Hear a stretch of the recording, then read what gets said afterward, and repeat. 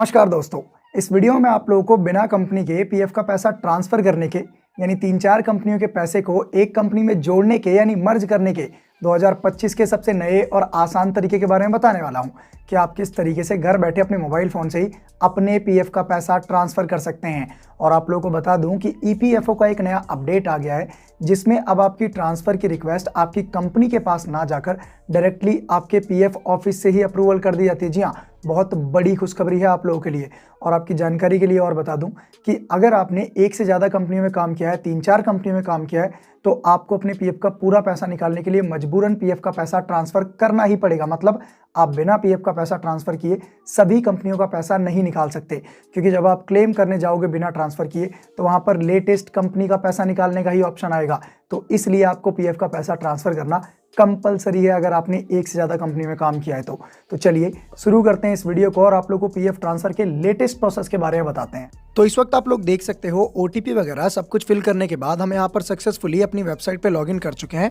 तो अब मैं आप लोग को बताऊंगा कि आप किस तरीके से अपने पीएफ का पैसा ट्रांसफ़र कर सकते हो, यानी 4-5 कंपनियों के पैसे को एक कंपनी में कैसे जोड़ सकते हो। ज़्यादा अच्छे से समझाता हूँ। यहाँ पर आप देख सकते हैं सर्विस हिस्ट्री में आ गए, तो यहाँ पर हमने इतनी सारी कंपनियों में काम किया है। तो यहाँ पर मैं आपको बताऊँगा कि आप इन सभी कंपनियों के पैसे को इस लास्ट वाली कंपनी में, जी हाँ मैंने निशान लगा दिया है, इस लास्ट वाली कंपनी में। और आपको बता दूं कि अगर आपने एक से ज़्यादा कंपनी में काम किया तो पैसा ट्रांसफ़र करना ही पड़ेगा, वरना सभी कंपनियों का पैसा नहीं निकलेगा, सिर्फ लास्ट वाली का ही ऑप्शन होगा। समझ आ गया ना।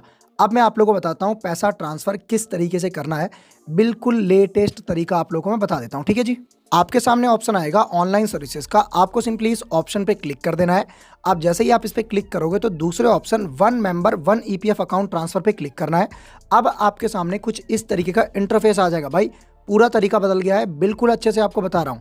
अब यहाँ पर आप देखिए मैंने निशान लगा दिया है। आपको सिंपली यहाँ पर एंटर एमआईडी और यूएएन नंबर पे क्लिक करना है, ठीक है। यहाँ पे क्लिक करने के बाद जो भी आपका 12 डिजिट का यूएएन नंबर है वो आपको यहाँ पर फिल कर देना है। चलिए मैं फिल कर देता हूँ।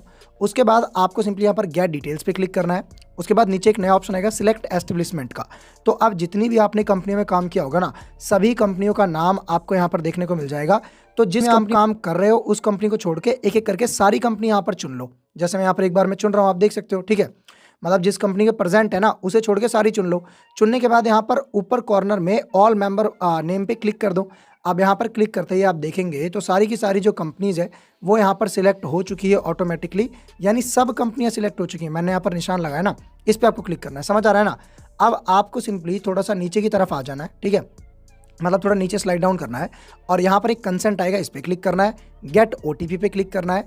अब जो भी आपका रजिस्टर्ड मोबाइल नंबर है उस पर ओटीपी गया है, वो ओटीपी आपको यहाँ पर फिल कर देना है।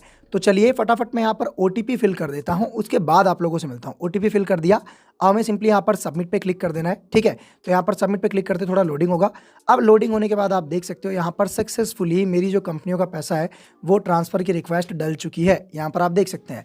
अब मैं आपको बता देता हूँ, देखना पहले पुराना तरीका क्या था और नया तरीका क्या था। अब मैं आपको सिंपली यहाँ पर बिल्कुल अच्छे से बता देता हूँ कि हम कहाँ से चेक कर सकते हैं कि रिक्वेस्ट डला या नहीं। दोबारा ऑनलाइन सर्विसेज पे क्लिक करने के बाद ट्रैक क्लेम स्टेटस पे क्लिक करना है।